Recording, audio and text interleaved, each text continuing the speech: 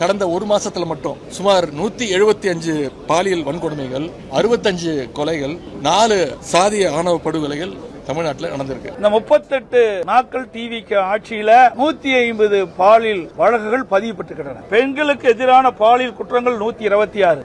ஆக மொத்தம் 276 குற்றங்கள் பெண்களுக்கு இழைக்கப்பட்டது. அதோட இந்த ஆட்சியில் 38 நாட்களில் நடைபெற்ற கொலைகள் 130. அது அள்ளி போட்டு எடுத்து வந்தனா அதான் தெரியும். அள்ளி போட்டியா? திமுக சைடுல என்னன்னா நடந்த கொலைகள் 65நாங்க.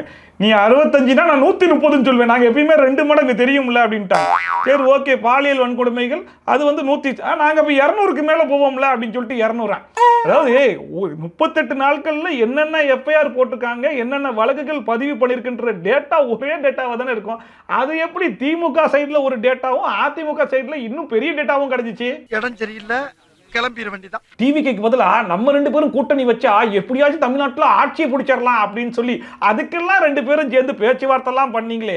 இந்த டேட்டாவை கொஞ்சம் வெரிஃபை பண்றதுக்கு 2 பேரும் ஒரு 10 நிமிஷம் உட்கார்ந்து வெரிஃபை பண்ணியிருந்தா இவ்வளவு பெரிய டிஃபரன்ஸ் வந்திருக்காதுல்ல. டிவிக்கு ஆட்சி அமைச்சு அந்த 38 நாட்கள்ல எக்கச்சக்கமான குற்றச்சம்பவங்கள் பதிவாகிட்டு தான் இருக்குது. அதை எல்லாத்தையுமே நம்ம நியூஸ் சேனல் வழியா பார்த்துக்கிட்டு தான் இருக்கோம். அந்த குற்றங்கள் எல்லாத்துக்குமே உடனடி தீர்வு கிடைக்கணும். குற்றவாளிகளை அரெஸ்ட் பண்ணணும். அவங்களுக்கு கொடுக்க போற தண்டனை பயங்கர கடினமா இருக்கணும். அது எல்லாருக்கும் ஒரு பெரிய எக்ஸாம்பிளா இருக்கணும். இதுக்கப்புறம் இப்படிப்பட்ட குற்றங்கள் நடக்கக்கூடாது அப்படின்னு சொல்லி பொதுமக்களும் சரி, எதிர்க்கட்சியா இருக்கக்கூடிய எல்லாருமே வாய்ஸை ரைஸ் பண்ணிட்டு தான் இருக்கோம். இல்லைன்னு சொல்லல. ஆனா அதுக்குன்னு நாங்க டேட்டா கொண்டு வரோன்ற பேர்ல 2 பேரும் இப்பேற்பட்ட டேட்டாவே கொண்டு வருது.